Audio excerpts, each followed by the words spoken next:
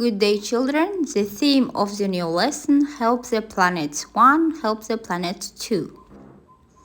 Next exercise 28, read and circle and listen and check.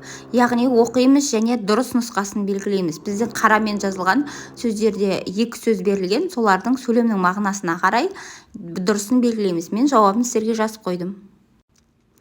Next 29, design your own safe the rainforest poster present into the class. Яғни өзіміз постер жасаймыз және соны сыныпта қорғаймыз. Next, help the planet 2, exercise 30, read and complete and listen and check. Яғни балалар мәтінді оқимыз және сөйлемдерді толықтырамыз. Бізге арнайы сөздіктер берген, иә? Сол сөздерді сөйлемнің мағынасына қарай қойып шығамыз, сөйтіп мәтінді толықтырамыз және де оны оқимыз. Жаңағы жаттығудың жалғасы балалар, яғни бұл жерде де тура сондай жоғарғы жағында сөздер берілген, сол сөздерді сөйлемнің мағынасына қарай орнына қойып, мәтінді толықтырамыз және де толықтырған мәтінді оқып шығамыз.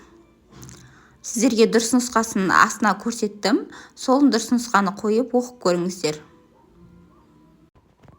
Next 31, read and complete. Яғни оқимыз және сөйлемді толықтырамыз. Snow leopards were in danger because people hunted them for their fur or cut down the trees so they didn't have a home.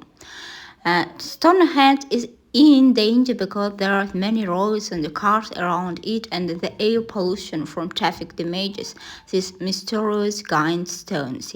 Сөйлем толықтырамыз. Және де бұлардан бөлек қандай сіздер орындарды білесіздер, қандай жануарларды білесіздер дейді, қауіпті. Соны сыныпта айтсаңыздар болады дейді. Балалар, сабақ түсінікті болса, лайк басуды, коммент қалдыруды ұмытпаймыз. Сау болыңдар.